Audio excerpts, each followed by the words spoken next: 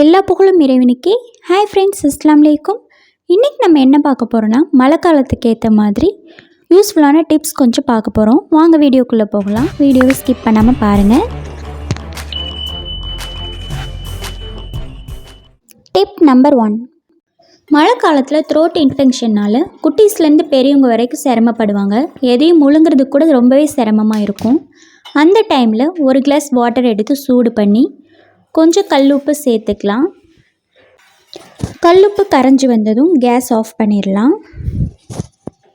தண்ணி கொஞ்சம் வெதுவெதுப்பானதும் தொண்டை வரைக்கும் படுற மாதிரி காகுல் பண்ணோன்னா த்ரோட் இன்ஃபெக்ஷன் சீக்கிரமே சரியாகிடும். இந்த டிப்ஸ் கண்டிப்பாக சின்ன பிள்ளைங்கள்லேருந்து பெரியவங்க வரைக்கும் ஃபாலோ பண்ணுங்கள். Tip number 2. மழை காலத்தப்போ நம்ம கொடையை எடுத்துகிட்டு போய் யூஸ் பண்ணியிருப்போம். ஆனால் நம்ம ரீச் ஆகியிருக்க பிளேஸ் வந்ததுக்கப்புறம் அந்த ஈரக்குடையை அப்படியே பேக்கில் வைக்க முடியாது. ஈரக்குடையை அப்படியே பேக்கில் வச்சோன்னா நம்ம பேக்கில் இருக்க இம்பார்ட்டண்டான திங்ஸ்லாம் சேர்ந்து நனைஞ்சு போயிடும். அதனால் ரெய்னி சீசன் அப்போ பேக்கில் எப்பயுமே ஒரு கவர் வச்சுக்கோங்க. எப்பயுமே கொடை எடுத்துகிட்டு போகும்போது கூடவே கவரும் சேர்த்து எடுத்து வச்சுக்கோங்க. Tip number 3. இந்த கிளைமேட்டில் பெட்டில் படுக்கிறவங்களுக்கு எந்த பிரச்சனையும் இல்லை.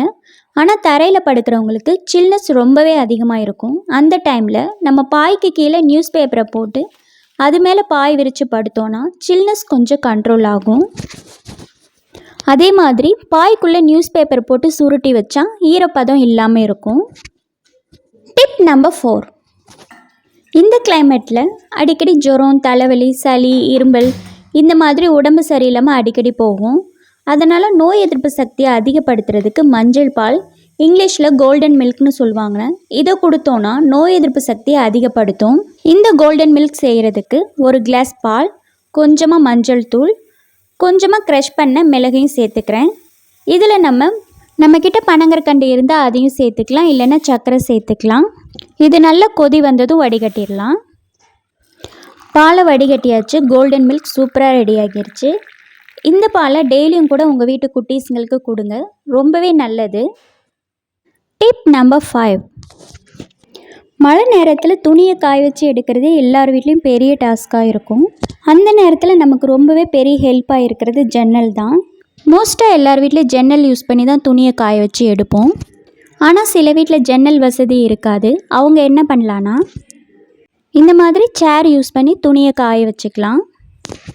2 சேரில் இந்த மாதிரி ரோப் கட்டி விட்டுட்டோன்னா நம்ம எவ்வளோ துணி வேணாலும் காயப்பட்டுக்கலாம். நான் இப்போ 2 ரோப் கட்டியிருக்கேன். இன்னும் எக்ஸஸாக 4 கூட கட்டிக்கலாம். இந்த டிப்ஸ் எல்லாருக்குமே யூஸ்ஃபுல்லாக இருக்கும். மழை காலத்துக்காக நான் சொல்லியிருக்க 5 டிப்ஸுமே எல்லாருக்குமே ரொம்ப யூஸ்ஃபுல்லாக இருக்கும்னு நம்புகிறேன். வேறொரு இன்ட்ரெஸ்டிங் வீடியோஸோடு உங்களை சந்திக்கிறேன். இந்த வீடியோ பிடிச்சிருந்ததுன்னா லைக் பண்ணுங்கள். மறக்காமல் உங்கள் ஃப்ரெண்ட்ஸ் அண்ட் ஃபேமிலிஸ்க்கு ஷேர் பண்ணுங்கள்.